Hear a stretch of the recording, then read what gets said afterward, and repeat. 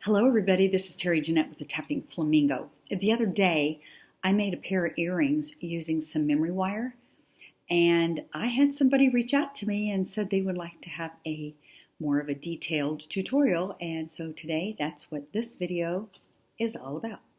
So when working with memory wire, there's a couple of things you need to know. First off, memory wire is a very tough wire. Reminds me of a little slinky. It has memory to it. And it's usually used for bracelets where you put lots of beads on there, and it fits most wrists. And you can do layers and layers of beads. Today though, I am going to make a pair of earrings, and so I'm going to have to cut some memory wire. I'm probably going to cut about this much. Important thing is you use memory wire cutters to do that. It's very important. When you use regular pliers to cut, you can ruin them, and I know that firsthand. So that's about the size we're going to need. So of course, since we're doing a pair of earrings, I need two about the same size.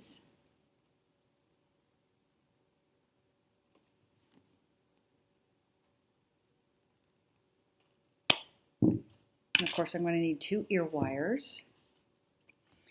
And this is going to make a pair of earrings that are probably a little smaller than that. So if you wanted smaller earrings, you could cut those smaller. I am going to need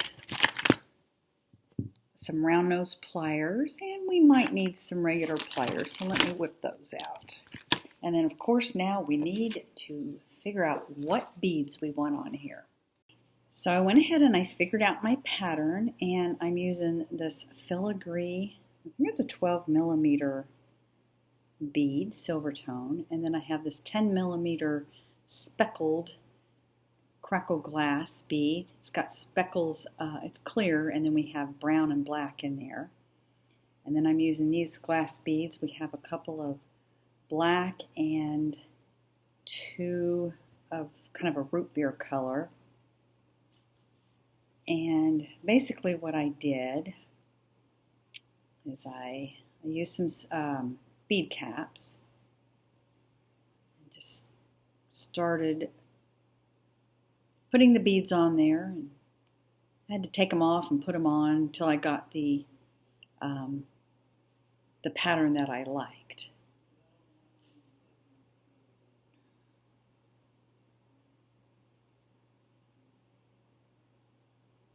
Sometimes these holes are really hard to find.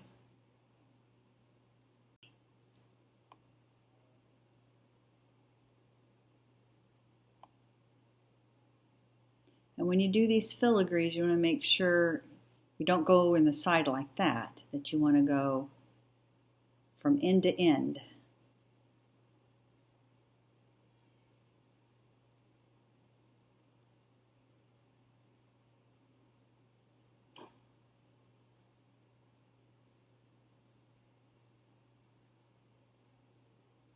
And once you get all your beads on there, how you like them, then you're going to turn these ends up.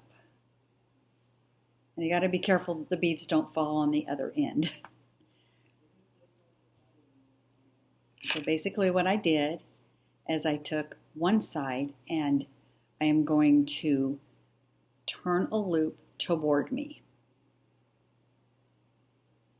You want to make sure it's closed up. You don't want anything sliding off.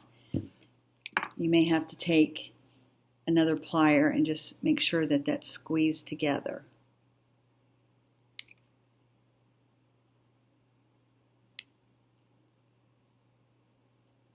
Okay, so once that's closed, on the other side, you're going to turn a wire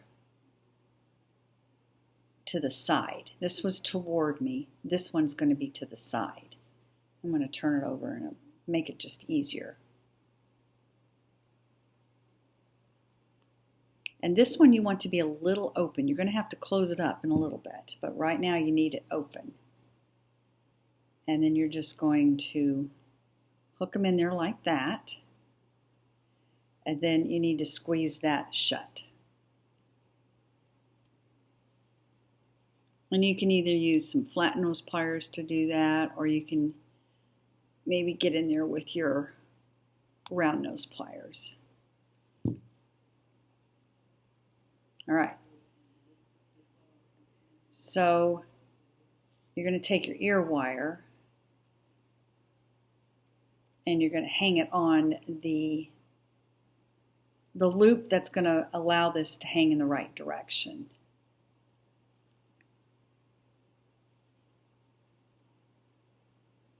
And if you wanted to, you could use a couple of jump rings, but I don't want to use those. That'll give it more of a dangle. And you also need to make sure it's not going to be facing this way. Once you've got them turned and closed all the way, you're going to want to add your ear wire. And you just want to open it up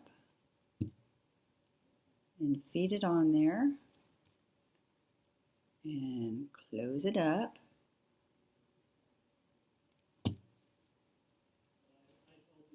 And you have your earrings. Aren't these fun? Now these are quite large, but you can make them bigger if you want, or you can make them smaller. Are you a hoop type of gal? If you are, do you like the big hoops or the little hoops? Let me know down in the comment section below.